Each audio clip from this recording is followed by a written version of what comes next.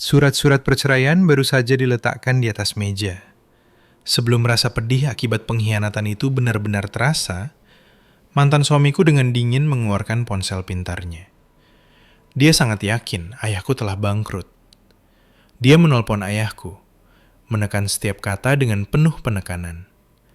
Pak Hartono, Anda perlu datang menjemput putri Anda yang menyusahkan ini. Jika dia masih di sini dalam 1 jam, jangan salahkan saya atas apa yang terjadi. Aku tidak menangis saat itu. Aku hanya menatap jam dinding dalam diam, mengetahui bahwa bukan aku yang akan diusir dari rumah ini, melainkan seluruh keluarganya yang sombong. Dan aku tahu bahwa mahakarya yang telah disusun ayahku dengan sangat teliti selama ini akan mencapai babak akhirnya yang agung. 5 tahun yang lalu, aku, Sari Pratama, melangsungkan pernikahan mewah yang membuat iri semua orang dengan Eko Santoso. Aku adalah putri tunggal Hartono Pratama, CEO dari perusahaan pengembangan real estate ternama, Pratama Group. Dia hanyalah seorang direktur penjualan di sebuah perusahaan konstruksi kelas menengah. Meskipun ada jurang pemisah yang sangat besar antara status keluarga kami, aku mencintainya dengan hati yang tulus dan murni. Pada hari pernikahan kami, hadiah terbesar yang diberikan orang tuaku adalah penthouse mewah bernilai miliaran rupiah di kawasan elit Jakarta Selatan ini. Ini, kata ayahku, adalah fondasimu, rumah bagi kalian berdua untuk membangun kehidupan. Sertifikat rumah itu dibuat atas nama kami berdua, sebuah konfirmasi nyata atas kebahagiaan yang seharusnya kami bagi. Selama beberapa tahun berikutnya, hidupku adalah sebuah mimpi. Eko adalah suami yang sempurna. Aku memujanya, dan dia terus-menerus mengejutkanku dengan sikap romantis. Dia juga ambisius, menaiki tangga perusahaan dengan cepat. Ibu mertuaku, Ibu Ratna, awalnya curiga padaku. Berpikir seorang putri konglomerat tidak akan tahu apa-apa tentang mengurus rumah.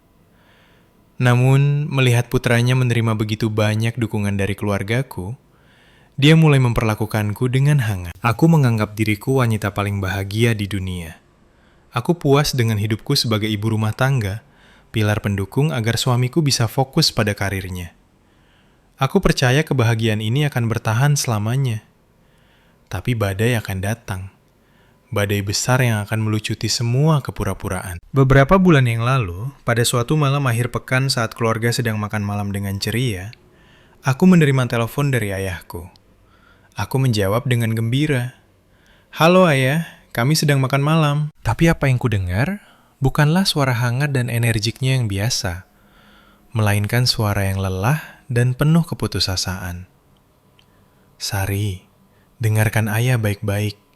Kamu harus tetap tenang." Jantungku mencelos. "Ayah, ada apa? Apa terjadi sesuatu?" Aku mendengar helaan napas panjang di ujung sana.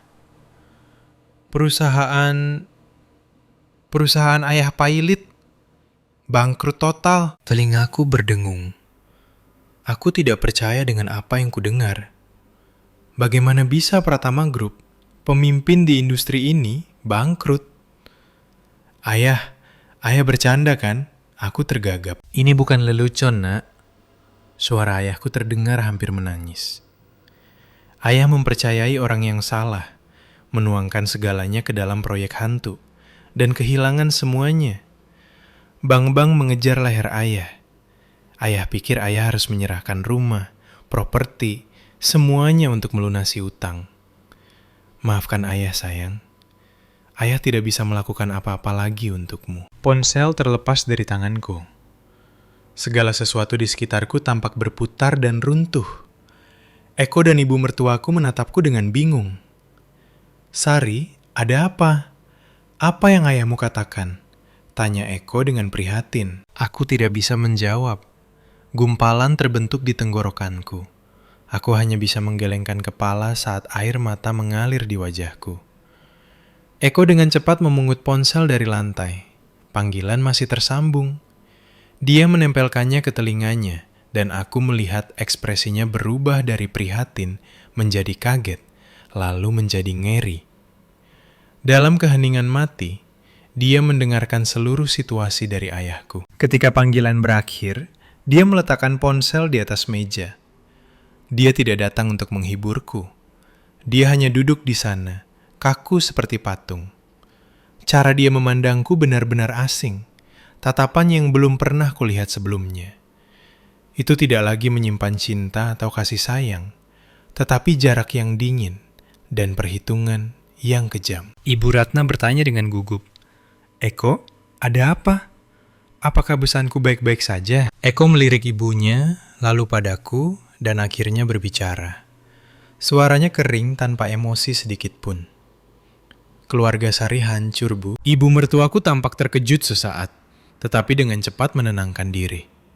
"Yah, kalian semua harus kuat dan mendukung ayahmu." Kata-kata itu memberiku sedikit kenyamanan.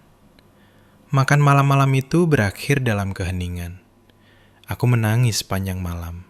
Sakit karena mengkhawatirkan orang tuaku dan cemas tentang masa depan kami. Tapi di tengah rasa sakit itu, aku memegang satu kepastian. Eko, suamiku, akan mendampingiku. Kami akan mengatasi ini bersama. Tapi aku salah. Aku tidak tahu bahwa berita kebangkrutan keluargaku bukan hanya tragedi bagi suami dan ibu mertuaku. Itu adalah ujian yang akan mengungkapkan warna asli mereka. Dan itu juga merupakan awal dari konspirasi licik untuk merebut satu-satunya hal terakhir yang kumiliki, penthouse ini. Keesokan paginya, ketika aku bangun dengan mata bengkak, kenyataan pahit pertama menghantamku.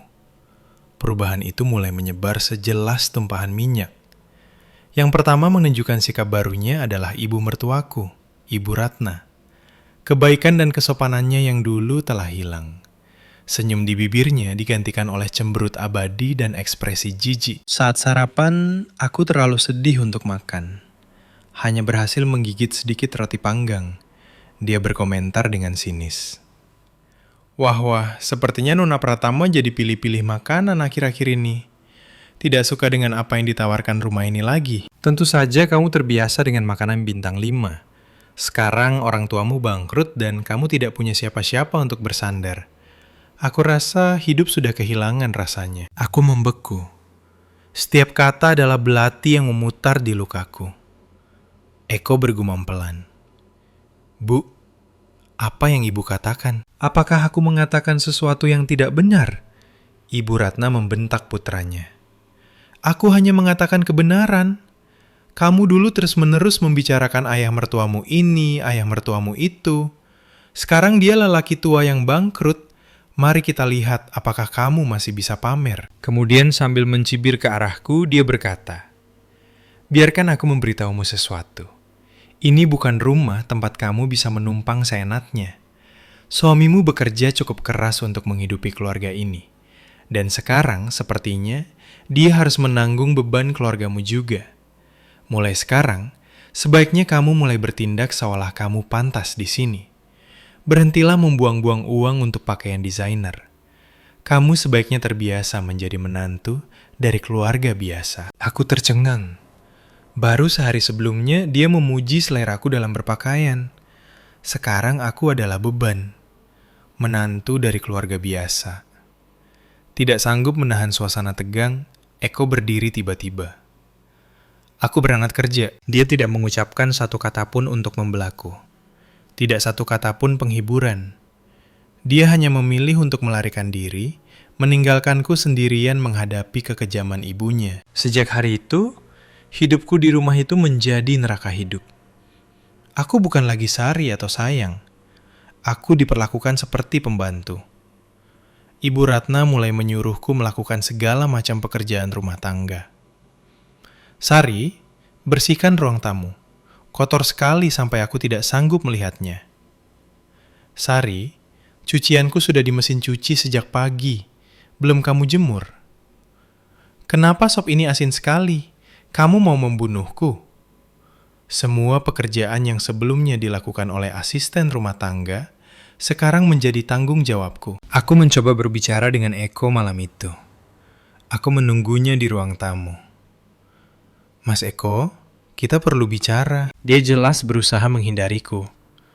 Aku sangat lelah. Apapun itu, bisakah kita bicara besok? Tidak, harus sekarang, kataku tegas. Lihat sikap ibumu akhir-akhir ini. Tidakkah kamu peduli bagaimana dia memperlakukanku? Eko menghela napas berat. Kamu tahu kepribadian ibu. Dia mungkin hanya khawatir tentangku. Khawatir aku kesulitan. Lagi pula, dengan apa yang terjadi pada keluargamu, bisa dimengerti dia gelisah. Bersabarlah sedikit. Kamu menantunya. Apakah begitu sulit untuk menuruti keinginannya sedikit? Sabar? Aku tidak percaya telingaku. Kamu mau aku menahan penghinaan ini? Aku istrimu, bukan pembantu di rumah ini. Cukup! Teriak Eko. Mungkin karena stres pekerjaan atau karena dia merasa terpojok. Tolong jangan memperburuk keadaan. Aku sudah punya cukup masalah. Apa yang kamu ingin aku lakukan? Bertengkar dengan ibuku sendiri dan menghancurkan keluarga ini? Jika kamu tidak memikirkanku, setidaknya pikirkan rumah kita. Dengan itu, dia pergi lagi, meninggalkanku tersedak campuran kemarahan dan kesedihan. Aku menyadarinya saat itu. Dia tidak akan pernah memihakku. Antara ibunya dan aku, dia telah memilih ibunya. Atau lebih tepatnya, dia telah memilih dirinya sendiri dan kenyamanannya sendiri. Hari-hari berlalu dalam kabut penghinaan dan kesepian. Kekhawatiran akan orang tuaku dan perlakuan dingin dari mertuaku menggerogotiku. Aku menjadi jauh lebih kurus dan wajahku selalu muram. Aku memikirkan perceraian, tetapi aku tidak sanggup melakukannya.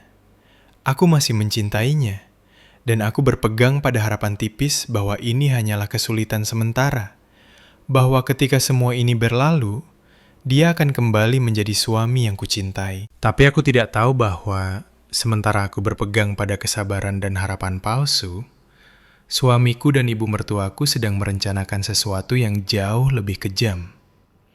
Sebuah rencana untuk merampas aset terakhir dan terbesarku. Sekitar seminggu setelah bencana keluargaku, suatu malam setelah makan malam yang tegang, Eko tiba-tiba memanggilku ke ruang kerjanya.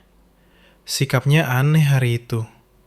Alih-alih sikap dingin dan meremehkan seperti biasanya, dia sangat lembut dan penuh perhatian. Sari, duduklah di sini, katanya sambil menepuk kursi di sebelahnya. Sedikit terkejut, aku duduk dengan hati-hati. Dia menuangkan segelas air untukku dan memegang tanganku. Aku tahu betapa sulitnya bagimu akhir-akhir ini. Maafkan aku. Aku bodoh karena tidak menghiburmu. Tapi jangan khawatir. Aku sudah banyak berpikir, dan tidak peduli seberapa sulit keadaannya, aku tidak akan pernah meninggalkanmu atau keluargamu. Setelah begitu banyak sikap dingin, kata-kata manisnya melembutkan hatiku yang terluka tanpa aku sadari. Nyala harapan kembali menyala. Mungkin dia benar-benar telah menyadari kesalahannya, pikirku. Dengar, lanjutnya dengan suara tulus. Selama beberapa hari terakhir, aku telah bertemu dengan mitra dan teman untuk mencari cara membantu ayahmu. Tapi utangnya begitu besar, sehingga sedikit bantuan dari teman-temanku tidak akan cukup. Dia menghela napas dalam-dalam. Wajahnya penuh kekhawatiran. Tapi aku sudah memikirkan sebuah solusi. Mungkin agak berisiko, tapi saat ini itu satu-satunya cara agar ayahmu bisa bangkit kembali. Solusi apa?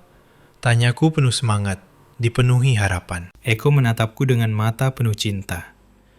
Rumah kita, penthouse ini, atas nama kita berdua. Aku sudah memeriksanya, dan dengan nilai ekuitas properti ini, kita bisa mendapatkan pinjaman jaminan rumah yang sangat besar dari bank. Kita bisa mendapatkan miliaran rupiah. Dengan modal itu, ayahmu bisa memulai dari awal. Dia bisa membangun kembali bisnisnya. Aku membeku, menggadaikan rumah ini. Itu adalah aset terbesar kami, rumah kami. Seolah membaca keraguanku, Eko meremas tanganku lebih erat. Aku tahu apa yang kamu khawatirkan. Aku tahu ini hadiah pernikahan dari ayahmu. Tapi pikirkan situasi yang kita hadapi. Ayahmu dalam kesulitan besar. Bagaimana kita sebagai anaknya hanya berdiam diri dan menonton? Uang bisa hilang dan dicari lagi. Tapi keluarga tak ternilai harganya. Kata-katanya mulia dan benar. Dia menargetkan titik terlemahku. kasih sayang dan bakti kepada orang tua. Jangan khawatir, lanjutnya, meyakinkanku. Aku sudah melakukan semua perhitungan. Kita hanya akan mengambil pinjaman sebagian, cukup untuk memberi ayahmu modal yang dia butuhkan. Dengan kemampuan dan pengalamannya, dia akan mampu membayar kembali pokok dan bunga ke bank dalam 1 atau 2 tahun. Rumah kita akan aman. Aku melakukan ini karena aku ingin membantumu. Karena aku ingin meringankan bebanmu. Dia menatapku dengan ketulusan seperti itu. Tatapan seorang suami yang bersedia memberikan segalanya untuk keluarga istrinya. Aku, yang putus asa karena mengkhawatirkan ayahku, benar-benar luluh. Aku percaya padanya. Aku pikir dia akhirnya sadar dan kembali menjadi suami yang kucintai. Jadi, apa yang perlu aku lakukan? Tanyaku. Aku sudah menyiapkan semua dokumennya, kata Eko dengan ekspresi gembira.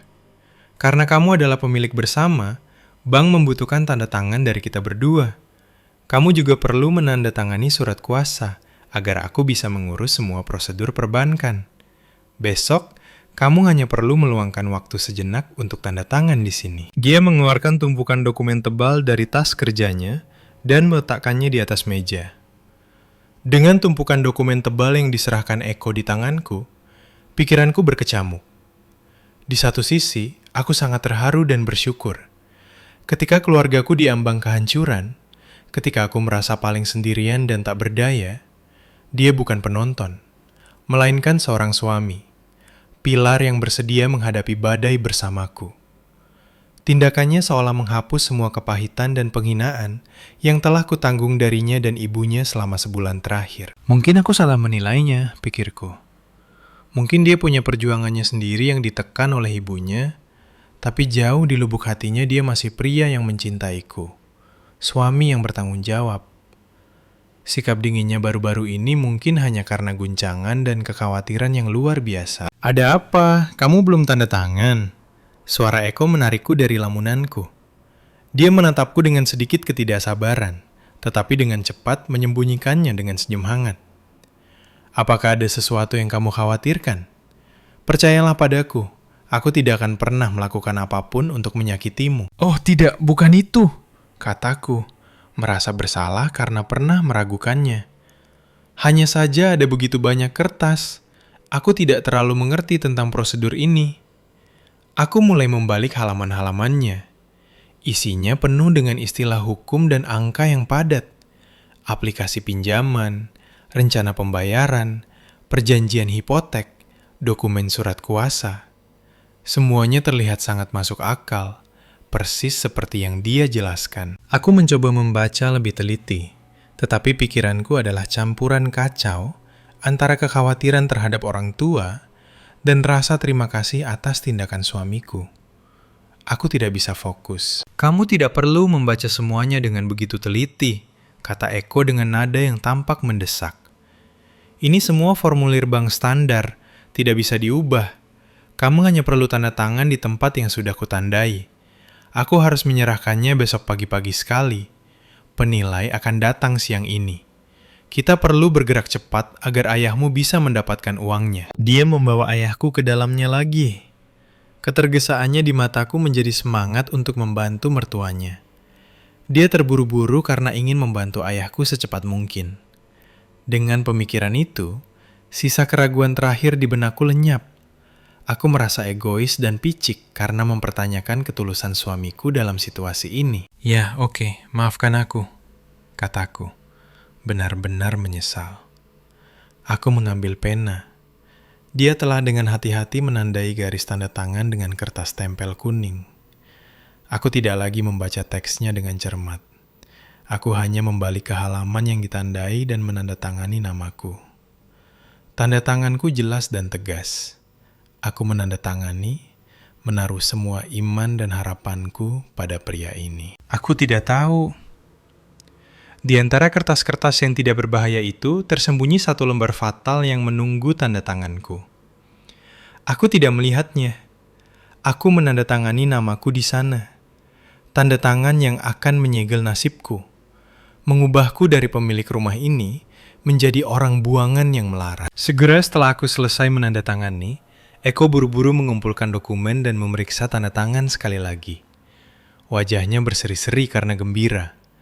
Pada saat itu, aku dengan naif berpikir dia bahagia karena bisa membantu keluargaku. Selesai, katanya, menarikku ke dalam pelukan erat. Jangan khawatir, semuanya akan baik-baik saja. Aku berjanji, orang tuamu tidak akan menderita lagi. Aku memeluknya kembali, meneteskan air mata haru. Pada saat itu, aku percaya aku mendapatkan kembali suamiku yang dulu. Aku percaya bahwa bahkan jika keluargaku runtuh, aku memiliki pilar terkuat dalam dirinya. Aku tidak tahu aku hidup dalam kebahagiaan palsu. Aku dengan naif percaya, badai telah benar-benar berlalu. Aku pikir cinta Eko telah mengatasi semua perhitungan materi. Aku tidak menyadari bahwa ini hanyalah kebaikan terakhir sang algojo sebelum kapak jatuh. Ketenangan sebelum badai yang akan menghancurkan segalanya. Dan badai itu tiba pada suatu sore di akhir pekan. Malam itu, aku menyiapkan makan malam mewah dengan semua hidangan favorit Eko. Aku ingin berterima kasih padanya atas semua yang telah dia lakukan untuk keluargaku. Ketika dia pulang kerja, aku berlari dengan gembira menyambutnya. Tetapi apa yang kuterima bukanlah senyum hangatnya yang biasa. Wajahnya sedingin es, dan tatapan yang dia berikan padaku aneh dan penuh penghinaan.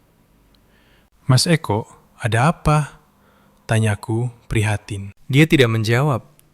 Dia berjalan melewatiku dan langsung menuju ruang tamu.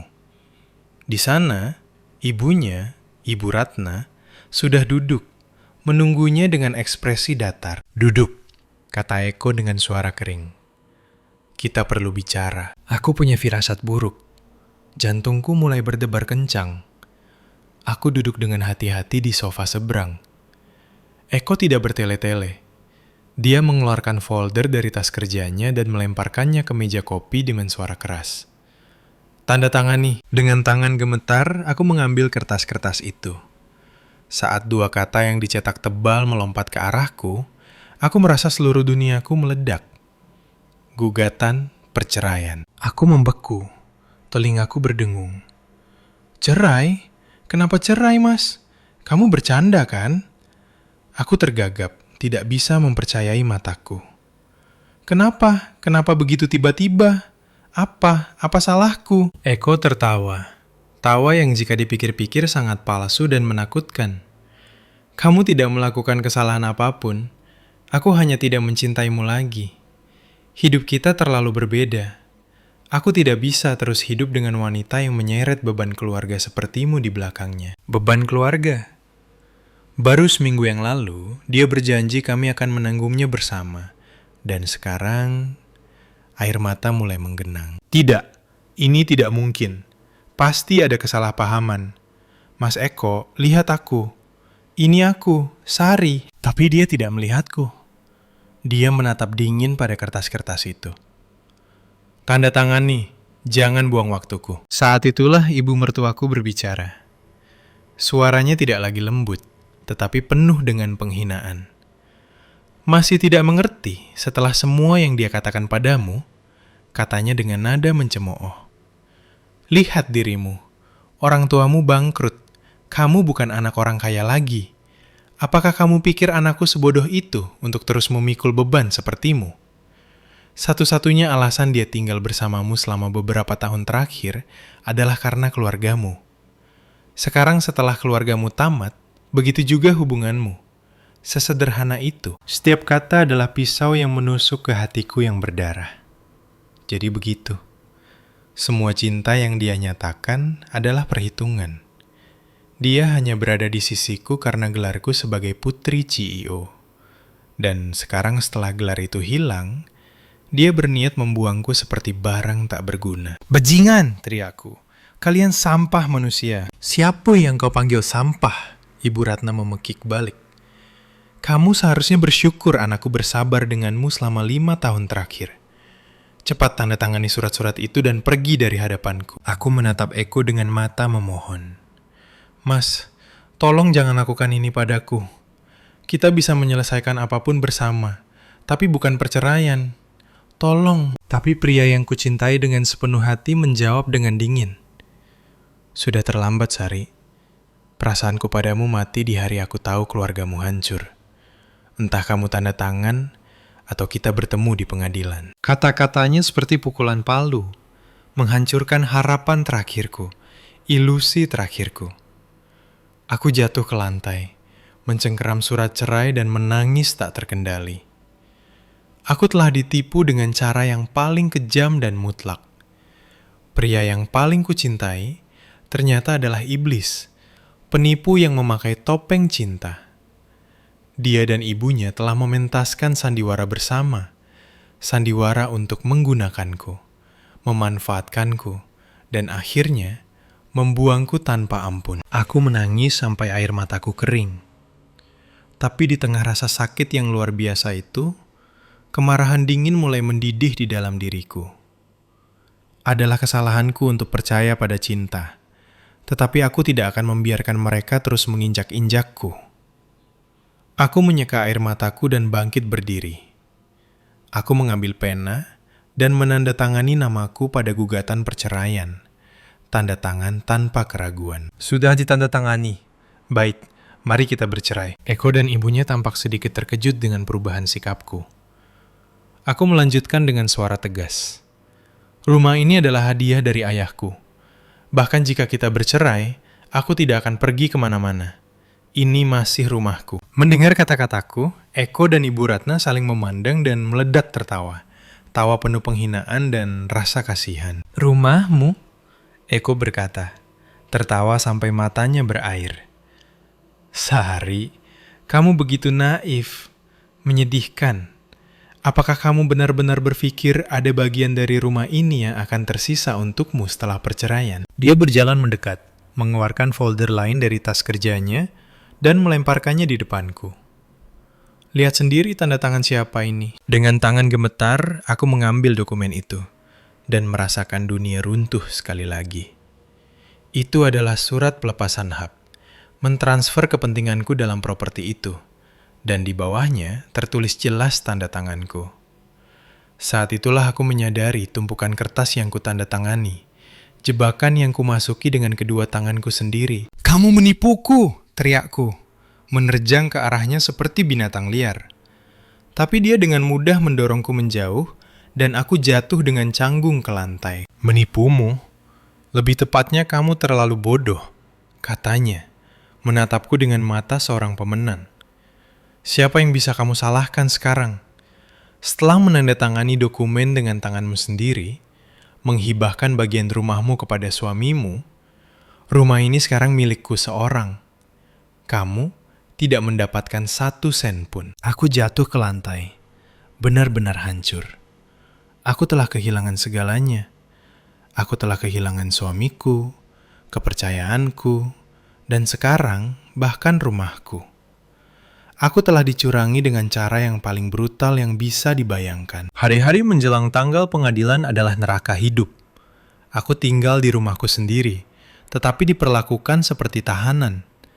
Aku dianggap sebagai gangguan yang harus dibuang secepat mungkin. Eko dan ibunya tidak lagi repot-repot berpura-pura. Mereka secara terbuka mengkritik dan menghinaku. Mereka akan sengaja berbicara keras tentang bagaimana mereka akan merenovasi rumah setelah menendang beban mati keluar, atau bagaimana mereka akan mengundang teman-teman untuk merayakan kebebasan dari beban tersebut. Setiap kata seperti 1000 jarum menusuk hatiku yang berdarah. Aku menghubungi beberapa firma hukum untuk meminta bantuan. Tetapi ketika aku menceritakan kisahku dan mengakui bahwa aku telah menandatangani surat pelepasan hak dengan tanganku sendiri, mereka semua menggelengkan kepala dengan tatapan tak berdaya. Akan sulit, kata seorang pengacara tua padaku. Dokumen itu jelas dan dinotariskan dengan benar. Kecuali Anda memiliki bukti kuat penipuan atau paksaan, seperti rekaman audio atau video, peluang untuk membatalkannya praktis nol. Pengadilan hanya memutuskan berdasarkan bukti. Bukti? Di mana aku akan mendapatkan bukti? Semuanya terjadi antara Eko dan aku, dan kata-kata manis serta sikap baiknya semuanya adalah sandiwara, pertunjukan yang tidak meninggalkan jejak. Aku menemui jalan buntu. Aku merasa begitu bodoh, begitu naif. Bagaimana aku bisa jatuh ke dalam perangkap kasar seperti itu? Bagaimana aku bisa menandatangani dokumen tanpa membacanya dengan cermat? Aku menyalahkan dan mencela diriku sendiri. Tetapi penyesalan diri segera berubah menjadi kemarahan. Itu bukan salahku. Itu salah mereka. Itu salah orang-orang yang telah menggunakan cinta dan kepercayaanku untuk menenun rencana jahat seperti itu. Aku memutuskan untuk pergi ke pengadilan, bahkan jika aku kalah. Aku harus berdiri di depan hukum dan mengatakan seluruh kebenaran dengan suaraku sendiri. Bahkan jika tidak ada yang percaya padaku, aku harus menunjukkan wajah asli mereka kepada dunia. Tanggal pengadilan ditetapkan. Aku pergi ke gedung pengadilan sendirian, tanpa pengacara atau keluarga. Aku tidak berani memberitahu orang tuaku yang sebenarnya. Mereka sudah cukup menderita karena kebangkrutan. Aku tidak ingin membuat mereka khawatir lagi. Aku berbohong, memberitahu mereka bahwa Eko dan aku sedang memiliki konflik kecil dan butuh waktu untuk berpisah. Ketika aku memasuki ruang sidang, aku melihat Eko dan ibunya duduk di sana. Mereka tidak sendirian. Di samping mereka duduk seorang pengacara yang tampak tajam dan percaya diri. Melihatku sendirian, mereka menatapku dengan lebih banyak penghinaan dan keyakinan diri.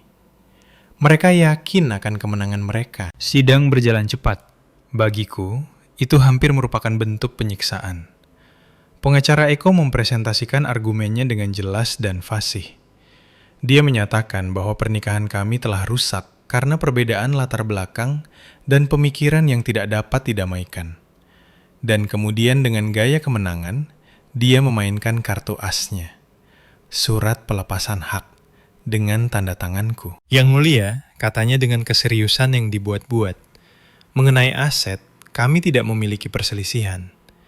Mengingat kasih sayang pernikahan mereka, dan sebagai rasa terima kasih atas perawatan yang diberikan keluarga klien saya kepadanya selama masa sulit, istri klien saya, Nona Sari Pratama, memilih untuk menghibahkan seluruh bagian penthouse-nya kepada suaminya, Bapak Eko Santoso.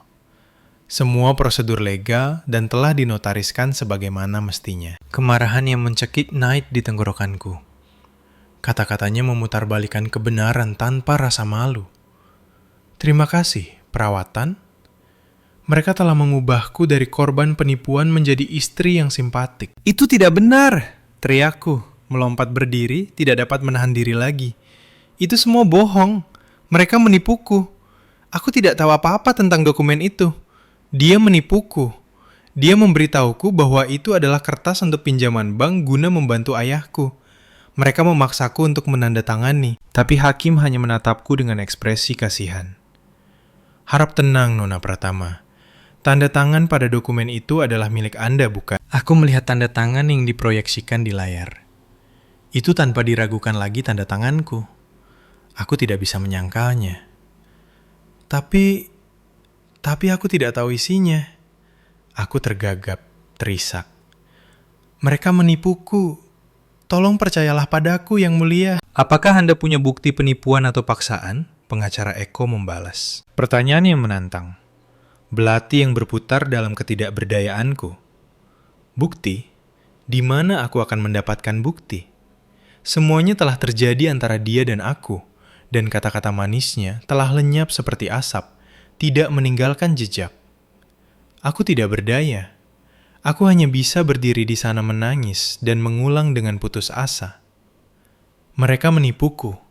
Ini tidak adil. Tolong percayalah padaku. Tapi air mataku tidak berharga melawan hitam dan putih kertas itu. Eko dan ibunya duduk di sana menyaksikan penderitaanku. Tidak ada sedikit pun belas kasihan di mata mereka. Hanya kegembiraan pemenang. Akhirnya sidang selesai. Hakim mengetuk palu. Suara tajam itu seperti paku terakhir di peti mati pernikahanku dan kepercayaanku. Setelah meninjau bukti yang disajikan, dia membacakan putusan dengan suara datar. Pengadilan ini mengakui surat pelepasan hak antara Nona Sari Pratama dan Bapak Eko Santoso sebagai kontrak yang sah dan dinotariskan sepenuhnya. Nona Pratama belum menyajikan bukti penipuan atau paksaan apapun.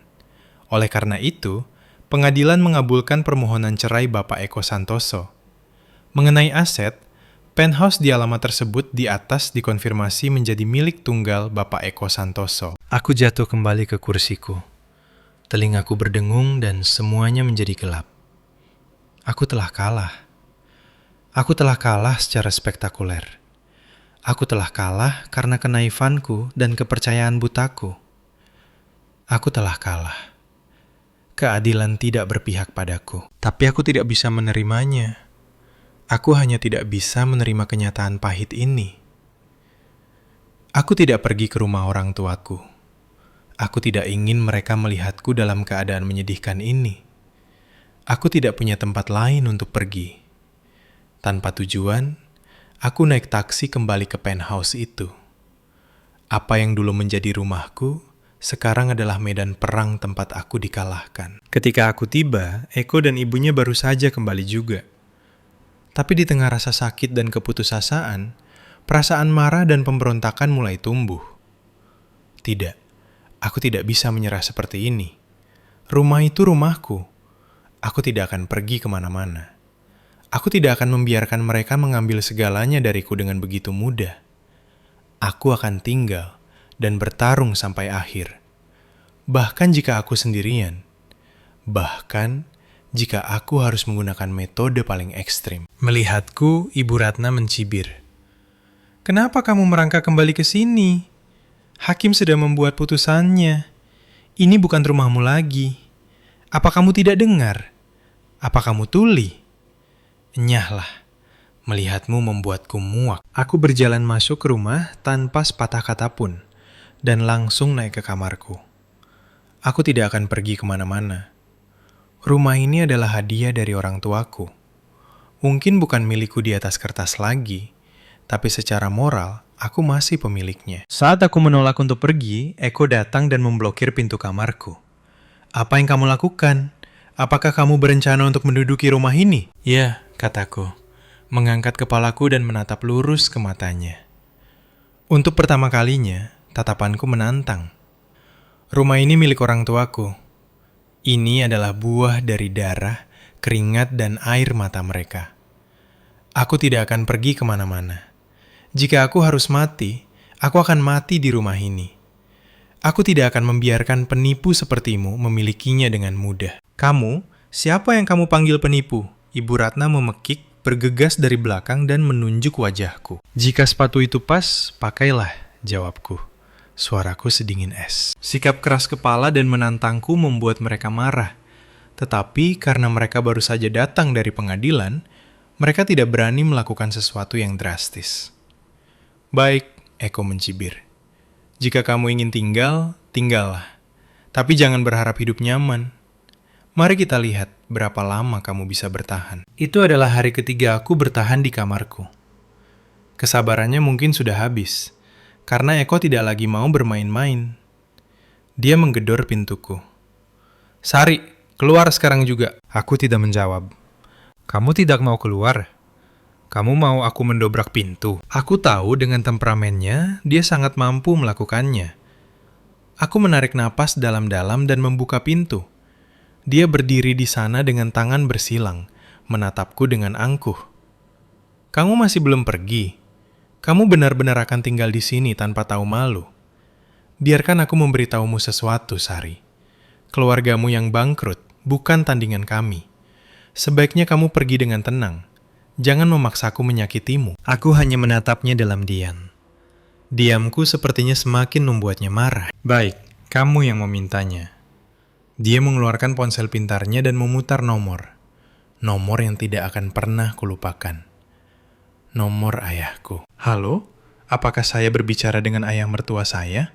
Katanya ke telepon. Nadanya penuh penghinaan dan tantangan. Dia menyalakan pengeras suara dengan sengaja, agar aku dan ibunya yang berdiri di dekatnya bisa mendengar. Ini Eko, saya menelpon dengan kabar baik. Putri kesayanganmu, mulai hari ini, dia bukan lagi istriku. Kami baru saja bercerai. Ada keheningan di ujung sana. Aku bisa membayangkan keterkejutan dan rasa sakit ayahku. Hatiku sakit. Tapi Eko tidak berhenti. Dia tertawa kejam. Oh, tapi saya tidak hanya menelpon untuk berbagi berita. Maaf mengganggu, tapi bisakah Anda datang dan menjemput putri Anda yang menyusahkan ini? Dia mendekam di rumah saya dan tidak berniat pergi. Katanya, dia lebih baik mati di sini. Asuhan yang luar biasa yang Anda berikan padanya.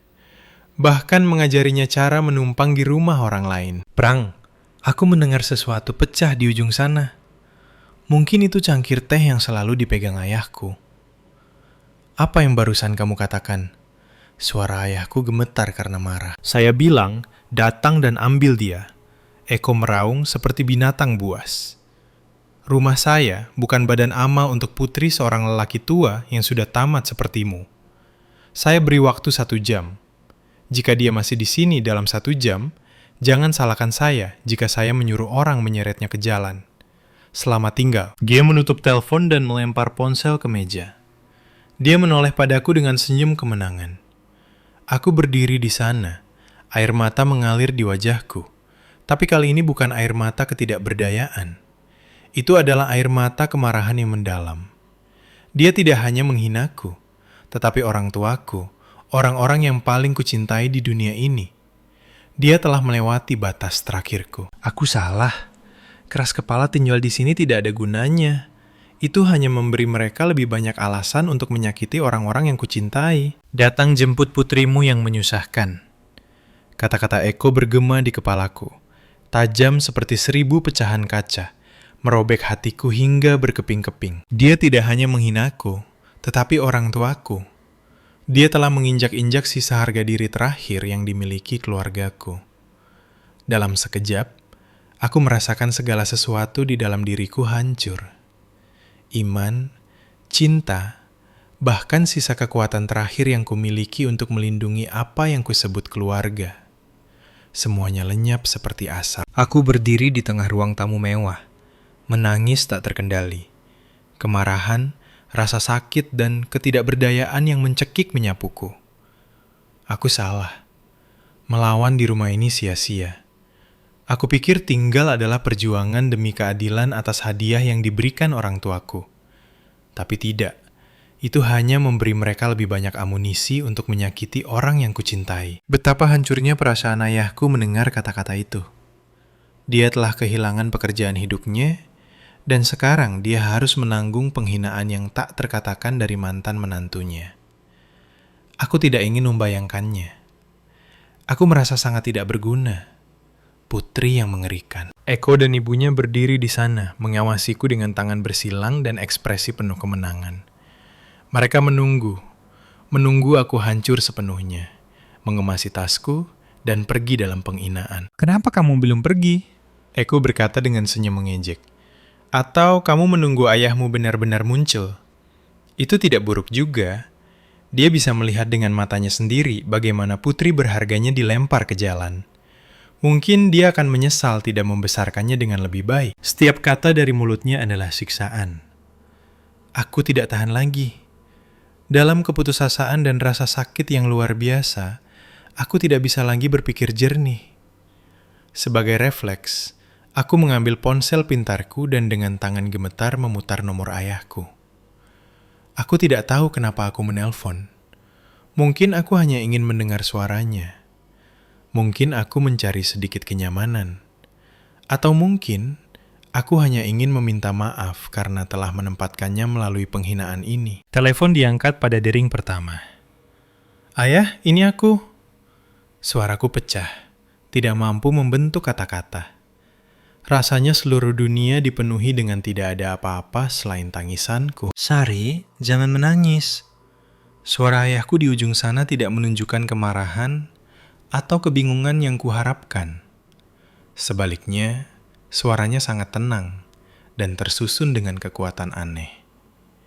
Ayah tahu segalanya. Aku membeku. Semua rasa sakit di dalam diriku sepertinya berhenti sejenak. Ayah, kamu jangan khawatir. Ayahku memotong. Ayah merekam semua yang dikatakan bajingan itu. Putriku, kamu sudah sangat menderita. Kamu melakukannya dengan sangat baik. Kamu sangat berani. Suara ayahku bukan lagi suara lelah dan tak berdaya dari pria yang bangkrut. Itu dalam dan penuh wibawa. Seolah-olah seekor singa yang lama diam, akhirnya terbangun. Sekarang dengarkan ayah baik-baik. Suaranya tegas, tidak mengizinkan bantahan. Jangan pergi kemana-mana. Tetaplah di rumah itu. Jangan melangkah keluar pintu, tidak peduli apa yang mereka katakan atau lakukan. Jika perlu, kunci pintu kamarmu. Mengerti? Ya, aku mengerti. Jawabku masih bingung, tidak mengerti apa yang direncanakan ayahku. Kenapa dia begitu tenang?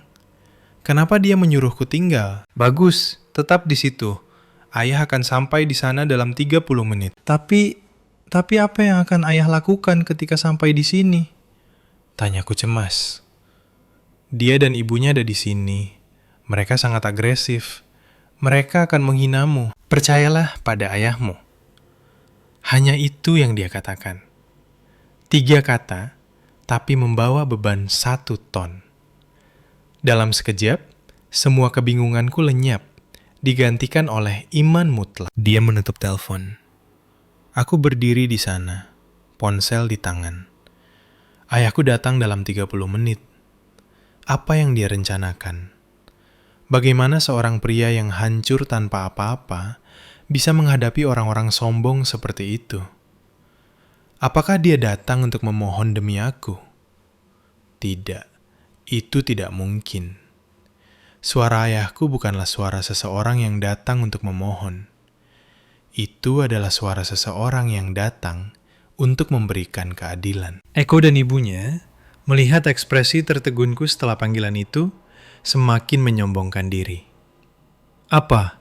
Kamu mengadu ke ayahmu? Eko mengejek. Mari kita lihat apa yang bisa dilakukan lelaki tua bangkrut itu ketika dia sampai di sini. Apakah dia akan datang dan berlutut untuk meminta maaf atas putrinya? Itu akan menjadi pemandangan yang menarik. Jangan buang napasmu padanya, kata Ibu Ratna, menuju dapur dengan jijik. Biarkan dia datang. Biarkan dia datang dan mengambil gangguan ini. Lega rasanya. Aku akan minum teh sambil menikmati pertunjukan. Dengan itu, dia dengan santai pergi ke dapur. Eko menjatuhkan diri ke sofa, menyilangkan kaki, dan menyalakan saluran olahraga. Benar-benar mengabaikan kehadiranku. Mereka menikmati saat-saat terakhir kesombongan mereka, tidak sadar bahwa tsunami raksasa akan segera menghantam dan menghapus semua keangkuhan dan skema kotor mereka. Aku tidak mengatakan apa-apa. Aku diam-diam naik ke kamarku dan, seperti yang diperintahkan ayahku, mengunci pintu. Aku tidak berkemas. Aku hanya pergi ke jendela, menyibakkan tirai sedikit, dan melihat ke bawah ke jalan. Aku menunggu selama 30 menit. 30 menit takdir yang akan menentukan masa depan keluargaku dan keluarga mereka. Aku tidak lagi takut. Sebaliknya, aku merasakan kegembiraan aneh. Seolah-olah aku akan menyaksikan sesuatu yang luar biasa. Tepat 30 menit kemudian, aku mulai mendengar gemuruh dari kejauhan. Deru mesin mobil semakin keras hingga berhenti tepat di depan gedung kami. Aku menahan napas dan mengintip keluar jendela. Sebuah iring-iringan mobil muncul. Itu bukan taksi tua atau ojek online yang mungkin dibayangkan Eko dan ibunya. Memimpin jalan adalah Rolls-Royce Phantom hitam yang berkilau. Mobil yang tidak mungkin salah kutebak. Mobil yang sama yang digunakan ayahku untuk pertemuan dengan mitra terpentingnya. Matahari sore memantul dari cat hitamnya yang mewah. Mengikutinya adalah 2 sedan Mercedes S-Class hitam. Dan di belakangnya ada Cadillac Escalade hitam besar. Jenis yang digunakan untuk tim keamanan. Ketika iring-iringan mobil berhenti, itu memenuhi seluruh jalan, menciptakan pemandangan yang mengesankan dan berwibawa. Di lantai bawah, Eko dan ibunya juga mendengar suara itu dan keluar ke balkon karena penasaran.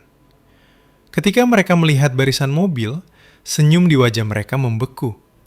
Mereka saling memandang dengan bingung, tidak mengerti apa yang sedang terjadi. Mereka mungkin mengira ada pejabat besar yang salah alamat. Pintu Rolls-Royce terbuka, dan seorang pria berjas hitam dan berkacamata hitam keluar. Itu Pak Bambang, kepala keamanan kepercayaan ayahku. Dia dengan sopan berjalan mengitari mobil untuk membukakan pintu belakang. Dan kemudian ayahku melangkah keluar. Dia mengenakan setelan Tom Ford yang dijahit sempurna, dan di pergelangan tangannya berkilau jam tangan Patek Philippe edisi terbatas yang kuberikan padanya untuk ulang tahun terakhirnya. Rambutnya tertata rapi, dan sepatunya mengkilap. Dia sama sekali tidak terlihat seperti orang bangkrut yang tenggelam dalam utang. Dia agung dan berwibawa, seperti seorang kaisar yang kembali ke kerajaannya. Dari mobil lain muncul pengacara keluarga kami, pengacara Anwar, dan tim yang terdiri dari hampir selusin pengawal, semuanya tinggi dan tegap, mengenakan seragam safari hitam yang membuat mereka terlihat sangat profesional. Dari jendela kamarku, aku menyaksikan pemandangan itu. Tak bisa berkata-kata karena kaget.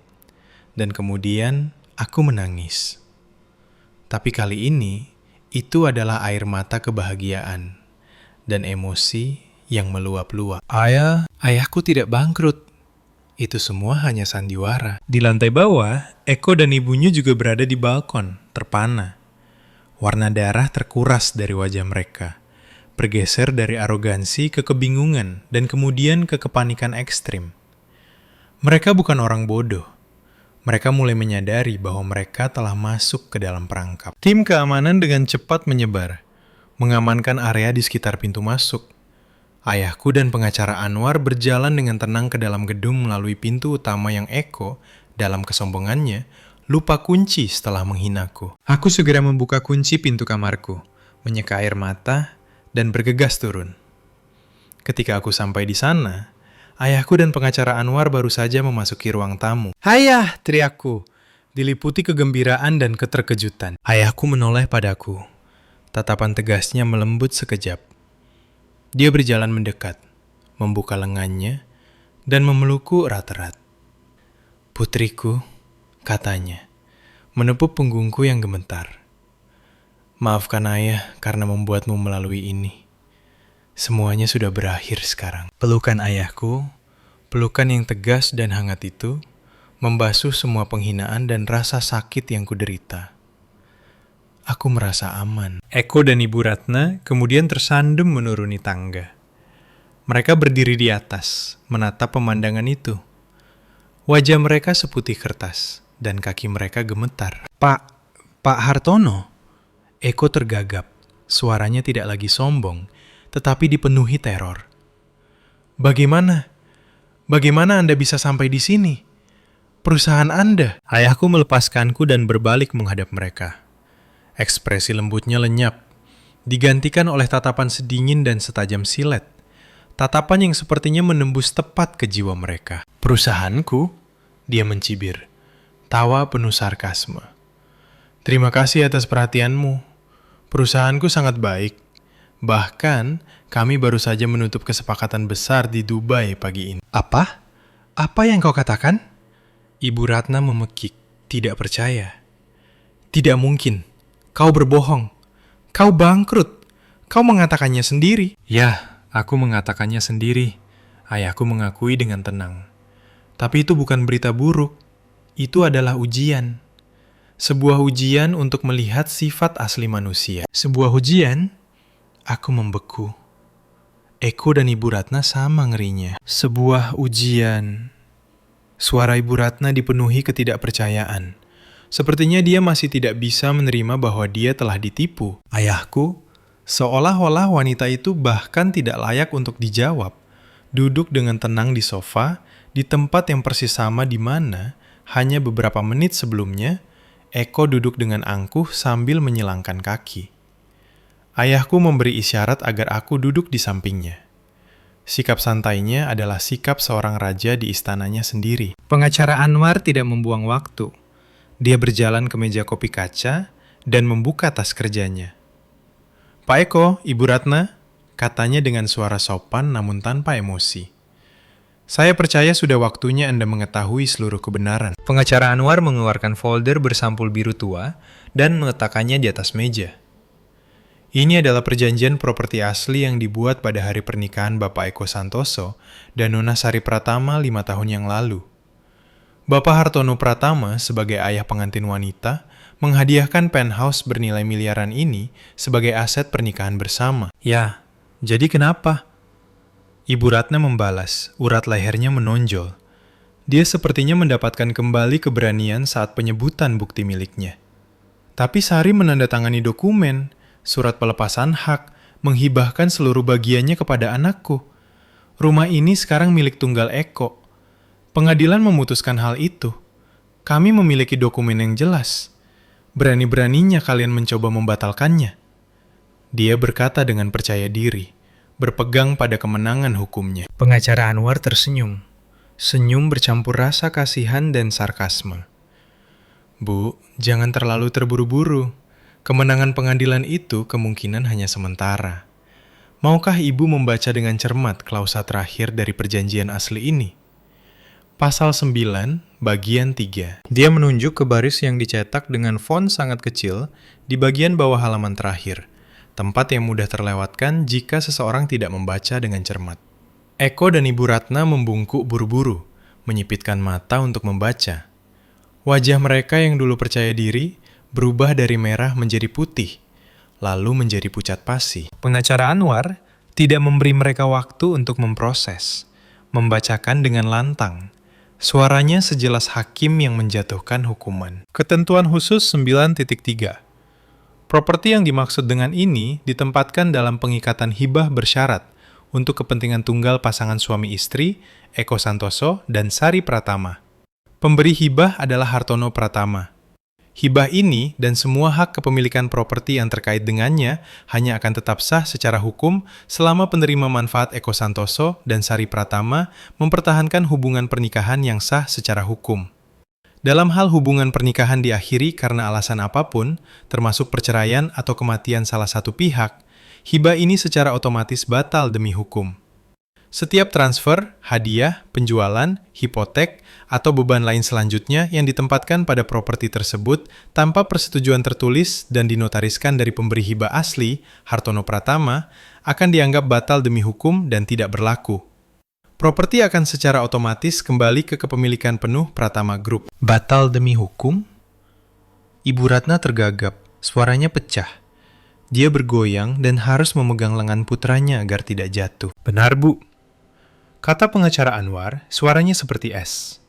Sederhananya, surat pelepasan hak yang dipegang Pak Eko, yang sangat Anda hargai itu, menjadi tidak berharga secara hukum saat dia dan Nona Sari resmi bercerai. Itu hanya secari kertas sekarang. Tidak mungkin, teriak Eko, benar-benar kehilangan ketenangannya. Ini jebakan, kalian menjebak kami. Siapa yang pernah mendengar klausa konyol seperti itu? Hukum apa yang mengizinkan ini? Pengacara Anwar tersenyum lagi. Pak Eko, saya melihat Anda tidak berpengalaman dalam hukum kontrak. Ini adalah ketentuan yang sah secara hukum dalam perjanjian hibah bersyarat. Ketika Anda dan Nona Sari menerima hadiah ini, Anda menerima persyaratannya. Anda tidak bisa mengklaim ketidaktahuan sekarang. Terlebih lagi, pada saat itu, pengacara Anda sendiri meninjau perjanjian ini dan mengonfirmasi tidak ada masalah hukum. Eko tercengang. Dia ingat hari dia menandatangani kontrak. Dia begitu euforia menerima hadiah sebesar itu dari ayah mertuanya, sehingga dia tidak memperhatikan tulisan kecil itu. Dia telah berjalan tepat ke dalam perangkap dengan kedua kakinya sendiri. Perangkap hukum yang diperhitungkan dengan sangat baik. Bagaimana dengan putusan pengadilan? Ibu Ratna bertanya, mencoba berpegang pada harapan terakhirnya. Pengadilan memutuskan bahwa rumah ini milik anakku. Putusan pengadilan tingkat pertama didasarkan pada bukti yang disajikan pada saat itu. Pengacara Anwar menjelaskan dengan tenang. Pada saat itu, kami tidak menyajikan perjanjian hibah asli ini. Mengapa? Karena kami ingin melihat seberapa jauh pertunjukan kecil kalian akan berjalan. Sekarang, kami memiliki bukti yang cukup tentang niat curang Pak Eko, ditambah dokumen asli ini. Kami akan mengajukan banding, dan saya jamin 100% bahwa putusan pengadilan banding akan sepenuhnya berbeda. Pak Eko tidak hanya akan kehilangan rumah, Tetapi dia juga bisa menghadapi tuntutan pidana atas penipuan dan penggelapan aset. Eko dan ibunya benar-benar hancur. Mereka saling memandang, lalu pada ayahku, dengan ekspresi ngeri yang luar biasa. Mereka telah terperangkap, perangkap yang dipasang 5 tahun lalu, dan muncul pada saat yang tepat. Mereka terlalu sombong. Mereka meremehkan kami, dan sekarang mereka harus merasakan kekalahan paling pahit. Ketika pengacara Anwar menyelesaikan penjelasannya, keheningan berat menyelimuti ruang tamu. Eko dan ibunya merosot ke sofa. Mata mereka kosong. Tidak ada jejak kesombongan mereka yang tersisa. Mereka telah kalah secara spektakuler. Ayahku, yang telah menyaksikan semuanya dalam diam, akhirnya berdiri. Tatapannya bukanlah tatapan seorang pemenang. Di matanya hanya ada kekecewaan dan kesedihan yang mendalam. Eko, dia memulai. Suaranya dalam dan berwibawa. Aku pernah mempercayaimu. Aku pikir kamu adalah pemuda yang ambisius, berbakat, dan yang paling penting, bahwa kamu dengan tulus mencintai putriku. Aku tidak ragu untuk menikahkan putriku yang paling berharga denganmu, dan aku memberimu kekayaan untuk membangun hidup kalian. Aku berharap kamu akan menciptakan keluarga yang bahagia dengan Sari, dan pada akhirnya, kamu akan membantuku menjalankan bisnis ini. Dia menggelengkan kepalanya, kecewa. Setelah beberapa tahun pengamatan, jika aku merasa kamu benar-benar matang, aku berencana untuk mempercayakanmu dengan bagian utama dari Pratama Group. Posisi yang mungkin tidak pernah kamu impikan. Dan sandiwara kebangkrutan ini adalah ujian terakhirku untukmu. Mendengar itu, bukan hanya Eko dan Ibu Ratna, tapi aku juga tercengang. Ujian terakhir, ayahku menatapku dengan ekspresi meminta maaf. Sari, maafkan ayah tidak memberitahumu, tapi ayah harus melakukannya. Ayah perlu tahu apakah pria yang kamu pilih, pria yang akan ayah percayakan dengan masa depan putri ayah dan seluruh warisan ayah, benar-benar dapat dipercaya. Dia mengalihkan pandangannya kembali ke Eko. Aku ingin melihat sifat aslimu ketika putriku bukan lagi anak orang kaya. Ketika keluarganya runtuh, ketika dia menjadi beban. Aku ingin melihat apakah, seperti yang kau bersumpah di hari pernikahanmu, kau akan berdiri di sisinya dan mengatasi kesulitan bersama. Atau jika... Ayahku tidak menyelesaikan kalimatnya, tetapi kami semua mengerti. Aku memberimu kesempatan. Suaranya menjadi tegas. Kesempatan untuk membuktikan dirimu sebagai seorang pria, sebagai seorang suami.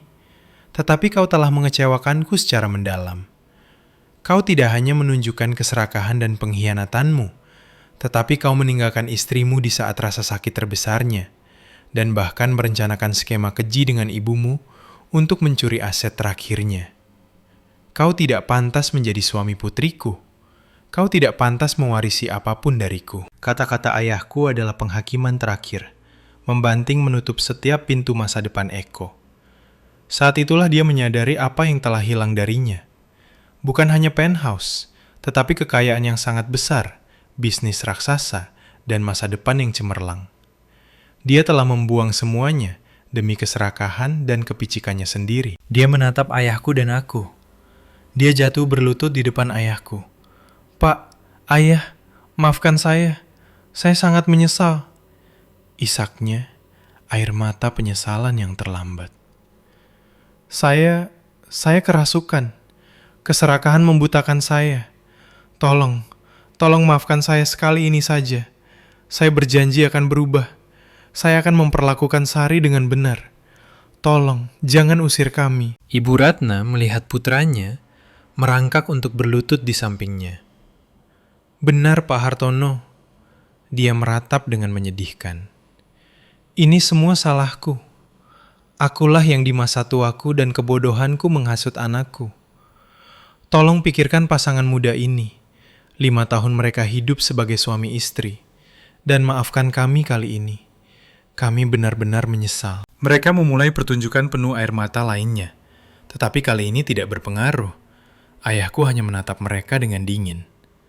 Maaf, jika orang yang datang ke sini hari ini bukan aku, tapi seorang lelaki tua yang benar-benar bangkrut, apakah kalian akan mengucapkan kata-kata ini? Atau apakah kalian akan menghina lelaki tua itu di depan wajahnya dan melempar putrinya ke jalan tanpa ampun?" Mereka tidak bisa berkata-kata mendengar pertanyaan ayahku. "Aku memberimu kesempatan, tetapi kau membuangnya dengan tanganmu sendiri." Ayahku berkata kepada Eko. Tidak ada lagi yang perlu dibicarakan. Eko tetap berlutut di lantai marmer yang dingin, tetapi dia tidak lagi menangis atau memohon. Dia mengangkat kepalanya dan menatap kami, ayahku dan aku. Matanya tidak lagi menyimpan penyesalan, melainkan tatapan kosong dan putus asa dari seseorang yang telah kehilangan segalanya. Dia mulai bergumam seolah-olah dia telah kehilangan akal sehatnya. "Ujian? Itu ujian? Kebangkrutan itu palsu." Dia mengeluarkan tawa kering dan gila. Jadi begitu rupanya. Itu semua sandiwara. Sandiwara untuk menguji hatiku. Anda memperlakukan saya seperti tikus percobaan, dan sekarang Anda menikmati pertunjukan, menonton saya jatuh ke dalam perangkap Anda. "Kami tidak melihatmu sebagai tikus," kata ayahku, suaranya sedingin es. "Kau mengubah dirimu menjadi tikus, mengejar umpan di depanmu, buta terhadap perangkap yang tergantung di atas kepalamu." Ibu Ratna setelah sesaat linglung, mendapatkan kembali kesadarannya. Tetapi pikirannya telah berubah menjadi kemarahan iblis. Dia tidak lagi menangis atau memohon. Dia melompat berdiri dan menunjuk jari ke wajah ayahku. Topeng munafik dan lembut itu telah jatuh sepenuhnya, hanya menyisakan ketidakmaluan dan keserakahan. "Kau benar-benar keterlaluan, Hartono Pratama." Dia memekik di luar kendali. "Karena kau punya uang dan kekuasaan, kau bisa melakukan apapun yang kau mau. Bermain game, menguji orang dengan putrimu dan kekayaanmu. Kau pikir kami mainanmu?" "Ya, anakku salah. Kesalahannya adalah tidak sekejam dan sejahat kau." Dia menoleh ke putranya. "Eko, bangun. Apa yang kau lakukan hanya duduk di sana? Kau tidak melakukan kesalahan apapun. Satu-satunya kesalahanmu adalah terlalu baik dan mempercayai orang." Setelah hidup dengan putri orang tua ini selama 5 tahun, memperlakukannya seperti putri. Sekarang seluruh keluarganya bersatu untuk mengusirmu. Apakah kau masih akan berlutut di depan orang-orang ini? Aku tidak percaya telingaku. Bahkan dalam situasi ini, dia bisa memutarbalikkan kebenaran, tanpa malu mengacaukan hitam dan putih. Di mulutnya, putranya telah menjadi korban, dan kami adalah algojo yang kejam. "Ibu Ratna." Pengacara Anwar turun tangan saat itu. Suaranya masih tenang tapi tajam. "Saya sarankan Anda menjaga kata-kata Anda. Siapa yang melayani siapa dan siapa yang salah adalah sesuatu yang Anda tahu lebih baik daripada siapapun. Dan saya akan mengingatkan Anda sekali lagi. Secara hukum, rumah ini tidak pernah menjadi milik putra Anda." "Diam," Ibu Ratna mulai menghina pengacara itu. "Kau tidak lebih dari anjing sewaan untuk orang tua itu. Kertas-kertas itu mengatakan Sari menghibahkan rumah itu kepada anakku. Pengadilan memutuskannya. Kau pikir kau bisa membatalkannya begitu saja?" Dia mati-matian berpegang pada putusan pengadilan tingkat pertama yang keliru, seperti orang tenggelam pada sepotong kayu apung. Ayahku hanya menggelengkan kepalanya sedikit. Wajahnya menunjukkan kekecewaan yang jelas. Dia tampak enggan berdebat lebih lanjut dengan seorang wanita yang telah kehilangan akal sehatnya. Tapi Eko, dia sepertinya terpacu oleh kata-kata ibunya. Keputusasaannya berubah menjadi kemarahan. Dia bangkit berdiri dan menatap ayahku.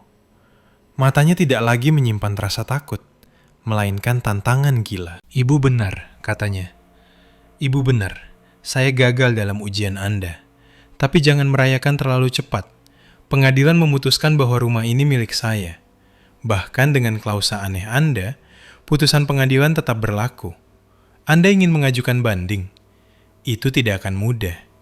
Sampai jumpa di pengadilan banding. Mari kita lihat apakah uang Anda bisa mengalahkan logika sederhana hitam di atas putih." Dia bahkan mengancam kami. Dia percaya bahwa dengan putusan yang dia miliki, dia masih punya peluang. Keserakahan telah benar-benar membutakannya. Dia tidak tahu siapa yang dia hadapi. Aku menatap pria di hadapanku. Pria yang dulu kucintai. Hanya kepahitan yang tersisa di hatiku. Dia tidak merasakan sedikit pun penyesalan. Dia memilih untuk bertarung sampai akhir yang pahit. Ayahku memandang dari Eko ke Ibu Ratna. Dia tidak marah sama sekali. Dia hanya tersenyum dingin. Baik, jika itu yang kalian inginkan. Dia menoleh ke pengacara. Pak Anwar, saya rasa kita tidak perlu menunggu banding. Tunjukkan pada mereka hadiah terakhir yang saya siapkan untuk mereka. Hadiah terakhir? Aku juga terkejut. Pengacara Anwar mengangguk dan membuka tas kerjanya lagi. Tetapi kali ini yang dia keluarkan bukan folder, melainkan sebuah tablet. Dia memutar video, meletakkannya di atas meja, dan memutar layar ke arah Eko dan ibunya. Di layar, ada rekaman dari kamera tersembunyi yang dipasang di ruang pribadi sebuah restoran mewah. Dan bintang video itu tidak lain adalah Eko. Dia sedang berbicara dengan seorang pria tak dikenal. Suara Eko terdengar sangat jelas. Jangan khawatir, jika Anda menangani masalah di pengadilan dengan benar, dapatkan putusan yang menguntungkan saya. Segera setelah saya memiliki penthouse itu, saya akan menjualnya segera. Kita akan membagi hasilnya seperti yang kita sepakati. 60 untuk saya, 40 untuk Anda. Pria lain itu tertawa. Apakah Anda yakin? Saya dengar ayah mertua Anda bukan orang sembarangan. Orang tua itu tidak lain hanyalah orang tua bangkrut sekarang. Cibir Eko di video. Dan putrinya begitu bodoh dia melakukan apapun yang saya katakan.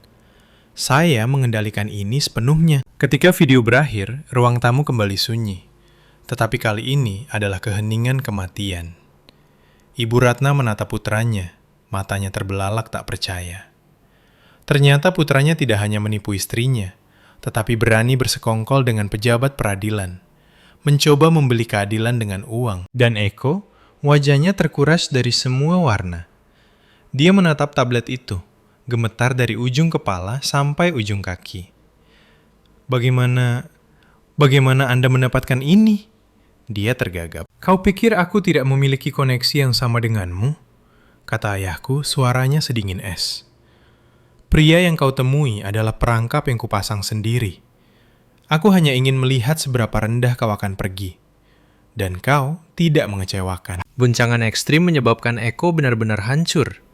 Dia tidak hanya gagal, tetapi skema terkotornya telah sepenuhnya terungkap. Tidak ada jalan keluar. Tindakan Anda, kata pengacara Anwar, suaranya tegas seolah membaca dakwaan, tidak hanya merupakan penipuan dan penggelapan, tetapi juga ada bukti kejahatan berat penyuapan. Dengan video ini dan kesaksian pria yang menyamar sebagai petugas pengadilan, menurut Anda, berapa tahun penjara yang Anda hadapi, Pak Eko? Eko jatuh ke lantai, menutupi wajahnya dengan tangannya. Dia bahkan tidak memiliki keberanian untuk melihat ke atas. Dia telah kehilangan semua keinginan untuk melawan, dan ketakutan akan penjara telah sepenuhnya mengambil alih pikirannya. Ibu Ratna, setelah guncangan mengerikan itu, tidak lagi berani berteriak. Dia menatap putranya, lalu pada ayahku. Matanya dipenuhi teror dan keputusasaan. Saat itulah dia menyadari mereka telah masuk ke kandang singa. Dia terhuyung-huyung dan berlutut di depan ayahku. Semua harga diri dan kesombongannya hilang. Hanya menyisakan kesengsaraan seseorang yang memohon belas kasihan. Pak Hartono, tolong, saya mohon. Dia meratap, suaranya pecah. Ini semua salah saya. Sayalah yang dalam kebodohan saya menghasut anak saya. Tolong maafkan kami kali ini. Dia anak saya satu-satunya. Jika dia masuk penjara, saya tidak akan bisa hidup. Tolong beri belas kasihan. Ayahku hanya menatapnya dengan dingin. Belas kasihan? Ibu Ratna, ketika putra Anda menipu putri saya, apakah Anda memikirkan kata itu? Ketika Anda dan putra Anda menyombongkan diri setelah mencuri asetnya, apakah Anda berpikir hari seperti hari ini akan datang? Dan ketika putra Anda tanpa ampun menghina saya, memanggil saya orang tua bangkrut, apakah Anda berpikir Anda harus memohon pada orang tua yang sama itu? Setiap pertanyaan dari ayahku adalah belati yang menusuk hatinya. Dan dia menundukkan kepalanya lebih jauh, tidak mampu menjawab. Ayah, panggilku pelan. Sebagian diriku merasa tidak nyaman. Ayahku menoleh padaku, tatapannya melembut. Sari, jangan lembek. Jika kamu tidak membunuh ular itu, ia akan kembali menggigitmu suatu hari nanti. Kali ini, kita harus mencabutnya sampai ke akarnya. Dengan itu, dia tidak melihat ibu dan anak itu lagi. Dia memberi isyarat kepada pengacara Anwar. Pengacara Anwar mengangguk dan mengambil dokumen lain dari tas kerjanya. Pak Eko, Ibu Ratna, katanya. Pak Hartono, setelah banyak pertimbangan, telah memutuskan untuk menawarkan Anda satu jalan keluar terakhir. Mendengar kata jalan keluar, baik Eko maupun ibunya mendongak.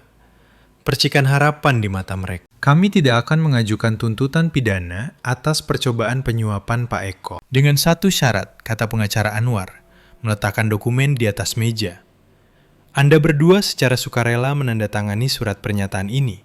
Isinya sederhana. Anda berdua secara sukarela melepaskan semua hak untuk mengajukan banding atas putusan pengadilan.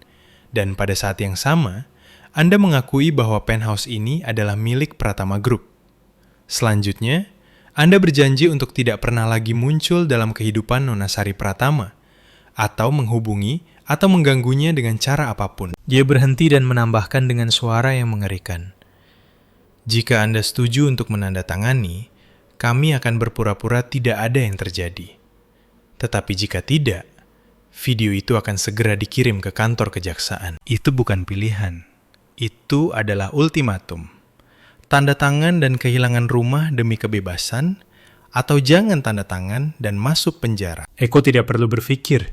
Dia buru-buru mengambil pena dan dengan tangan gemetar menandatangani namanya pada surat pernyataan. Ibu Ratna juga bangkit dengan goyah dan mengikuti putranya menandatangani dengan tangan gemetar. Ketika mereka selesai menandatangani, pengacara Anwar dengan hati-hati memasukkan surat pernyataan itu kembali ke dalam tas kerjanya. Bagus, kata ayahku. Sekarang, untuk langkah terakhir. Dia berdiri, berjalan ke pintu, dan memberi isyarat kepada tim keamanan yang menunggu di luar. Masuk. Selusin pengawal berseragam hitam masuk serempak dan membentuk dua barisan. Kehadiran mereka membuat udara di ruangan itu berat. Pak Anwar, kata ayahku, bacakan sisanya ultimatum. Pengacara itu mengangguk. Atas permintaan pemilik sah penthouse ini, Ibu Ratna dan putranya, Bapak Eko Santoso, diharuskan mengosongkan properti ini dalam waktu 1 jam. Anda hanya boleh mengambil barang-barang pribadi penting Anda. Semua aset dan perabotan di rumah adalah milik Pratama Group. Ayahku menoleh ke kepala keamanan. Pak Bambang, minta anak buahmu membantu Ibu Ratna dan Pak Eko berkemas. Ingat, hanya barang pribadi, pakaian, sepatu, hal-hal seperti itu. Sisanya tinggal. Jika mereka tidak pergi dalam 1 jam, Anda dengan hormat mengantar mereka keluar. Siap, Pak. Dan begitulah pengusiran paling memalukan dimulai. Di bawah arahan Pak Bambang, tim keamanan dibagi menjadi 2 kelompok. Satu kelompok mengantar Eko dan ibunya ke atas, sementara yang lain membawa kotak-kotak besar dan mulai berkemas. Mereka bergerak dengan kecepatan profesional. Pakaian di lemari Eko dan Ibu Ratna ditarik keluar dan dilemparkan ke dalam kotak. Sepatu, tas tangan, kosmetik, semua mengalami nasib yang sama, tanpa sedikit pun rasa hormat, tanpa sedikit pun belas kasihan. Ibu Ratna menyaksikan barang-barang mewahnya yang berharga diperlakukan seperti sampah. Wajahnya pucat pasi. Dia mencoba campur tangan, tetapi 2 pengawal berdiri menghalanginya dengan tatapan dingin. Maaf, Bu, perintah Pak Hartono. Eko hanya berdiri di sudut seolah terpaku di tempat. Dia tidak punya kekuatan lagi untuk melawan. Pengusiran ini terjadi di depan mataku, dan tetangga yang penasaran mengintip dari pintu mereka. Desas-desus bahwa rumah Pak Eko sedang digeledah preman menyebar seperti api. Tepat 1 jam kemudian, semua barang pribadi Eko dan Ibu Ratna dikemas rapi dalam beberapa kotak. Pak Eko, Ibu Ratna, waktu Anda habis. Pak Anwar berkata, silakan pergi. Membawa beberapa kotak, Eko dan ibunya berjalan dengan menyedihkan keluar pintu. Saat mereka melewiku, Eko berhenti sejenak, mendongak, dan menatapku untuk terakhir kalinya. Di matanya ada penyesalan, rasa sakit, dan secercah kebencian yang samar. Aku, tanpa sepatah kata pun, memalingkan wajahku dengan dingin. Mereka berjalan keluar pintu besar di bawah tatapan penasaran dan bisikan tetangga. Gerbang besi berat perlahan tertutup di belakang mereka, mengakhiri babak tergelap dalam hidup. Setelah Eko dan ibunya diusir, penthouse yang luas itu menjadi sunyi secara aneh. Tapi itu bukan kedamaian, itu adalah kekosongan yang dingin. Parfum mahal Ibu Ratna, TV Eko yang keras, semuanya hilang. Di ruang tamu, di tengah sisa-sisa kepergian mereka yang tergesa-gesa, hanya ayahku dan aku yang tersisa. Ayahku datang dan meletakkan tangan di bahuku. Semuanya sudah berakhir sekarang, sayang. Aku mengangguk, tetapi aku tidak bisa menahan air mata yang mengalir. Aku tidak menangis karena kasihan pada mereka, tetapi untuk diriku sendiri. Aku menangis untuk 5 tahun masa muda yang sia-sia demi sebuah kepercayaan yang telah diinjak-injak secara brutal. Aku salah kan, Ayah? Isaku. Aku begitu bodoh mempercayainya. Ayahku memelukku. Tidak, kamu tidak salah. Kamu hanya terlalu baik. Kesalahannya bukan padamu, tapi pada hati manusia yang tak terduga. Berhenti menangis sekarang. Ini akan menjadi pelajaran mahal bagimu. Jadilah kuat, putriku. Malam itu, aku berguling-guling, tidak bisa tidur. Bayangan Eko, tatapan putus asanya saat dia diusir, menghantuiku. Aku tidak merasakan kepuasan, hanya kesedihan yang samar. Jika saja dia tidak begitu serakah, jika dia tahu cara menghargai apa yang dia miliki, mungkin kami tidak akan sampai pada akhir tragis ini. Selama beberapa hari berikutnya, aku tinggal di penthouse sendirian. Ayahku, setelah menyelesaikan semuanya, harus terbang kembali ke Dubai untuk bekerja. Dia bilang aku butuh ruang tenang untuk berpikir dan menyembuhkan diri. Berita bahwa keluarga Eko Santoso telah diusir dari penthouse menyebar dengan cepat. Tetangga, teman, semua orang membicarakannya. Kebenaran tentang kebangkrutan palsu ayahku dan penipuan Eko juga perlahan terungkap. Orang-orang tidak lagi melihatku sebagai istri malang yang ditinggalkan suaminya. Sebaliknya, mereka menatapku dengan hormat dan sedikit kekaguman. Beberapa hari kemudian, aku mendapat telepon dari teman lama yang bekerja di perusahaan yang sama dengan Eko. Sari, sudah dengar beritanya? Suaranya penuh kegembiraan. Mantan suamimu Eko dipecat. Aku sedikit terkejut. Menurutnya, setelah skandal itu, reputasi Eko hancur. Tidak ada perusahaan yang akan mempercayakan posisi senior kepada seseorang yang telah mencoba menipu mertuanya sendiri. Perusahaannya di bawah tekanan opini publik dan kemungkinan dengan sedikit dorongan dari koneksi ayahku, membuat keputusan cepat untuk memecatnya. Dan bukan hanya itu, teman saya melanjutkan. Kudengar ibunya setelah syok, diusir, dirawat di rumah sakit dan sekarang pindah ke kampung. Katanya kondisinya sangat buruk. Benar-benar karma. Aku mendengarkan kata-katanya tetapi tidak merasakan apa-apa. Itu adalah harga yang harus mereka bayar atas keserakahan dan kejahatan mereka. Aku pikir cerita kami akan berakhir di sana. Bahwa kami masing-masing akan menempuh jalan terpisah dan tidak pernah bertemu lagi. Tapi aku salah. Sekitar seminggu kemudian, larut malam, saat aku bersiap-siap untuk tidur, bel pintu berbunyi. Aku melihat layar interkom dan jantungku berhenti. Itu Eko, dia berdiri di bawah cahaya kuning redup pintu masuk. Dia terlihat sangat menyedihkan. Setelan jasnya yang sempurna telah digantikan oleh kemeja kusut. Rambutnya yang selalu rapi, berantakan.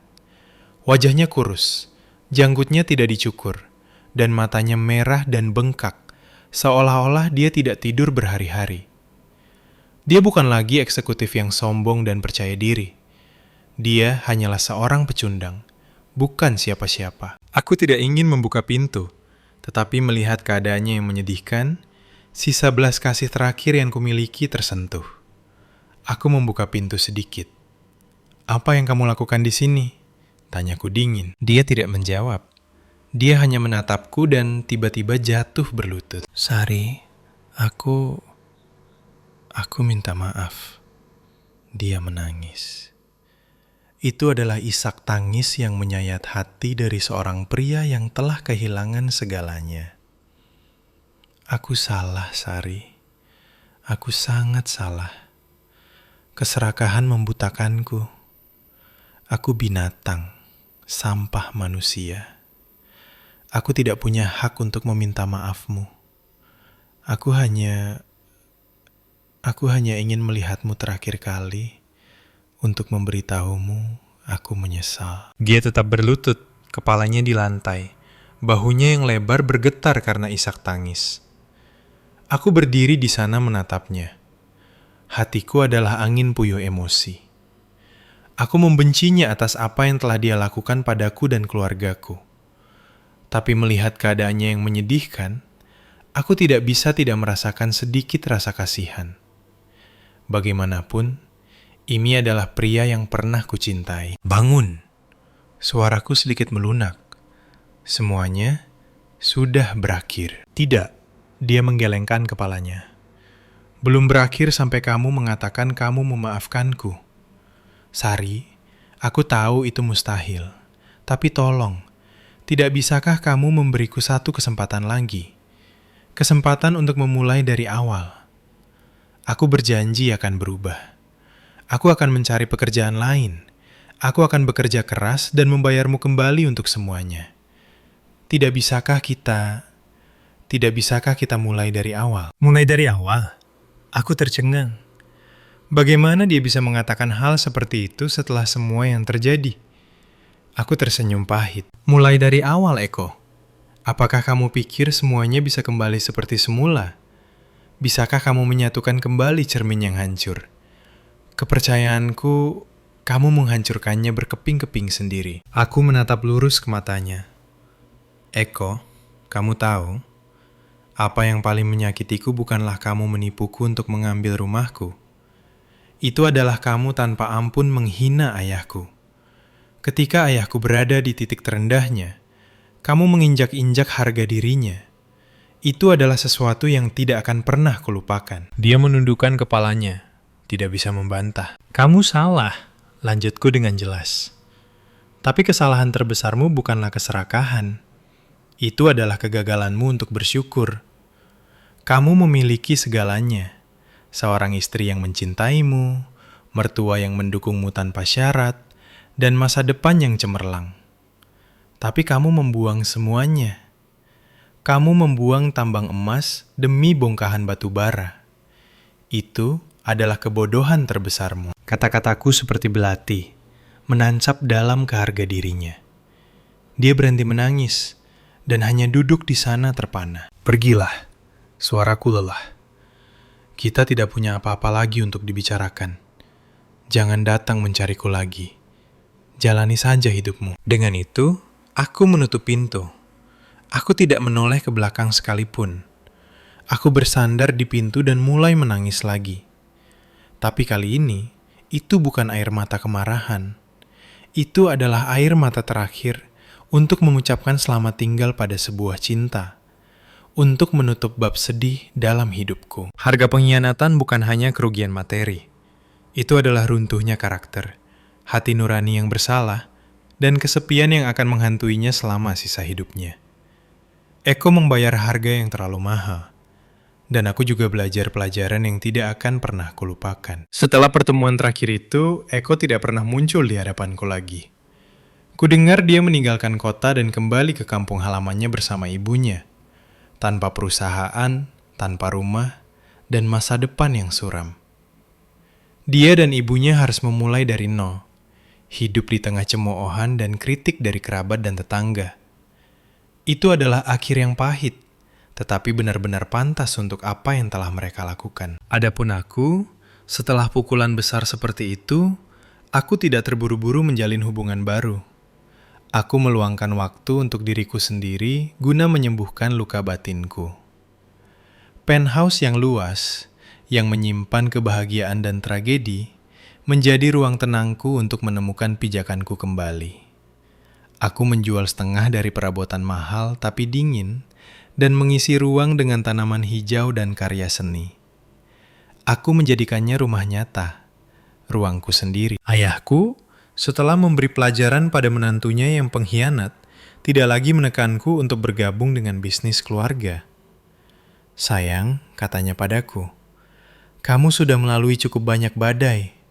Sekarang, lakukan apa yang benar-benar kamu cintai. Ayah akan selalu di sini mendukungmu." Jadi aku kembali ke hasratku, arsitektur. Tapi kali ini, aku tidak bekerja untuk perusahaan besar.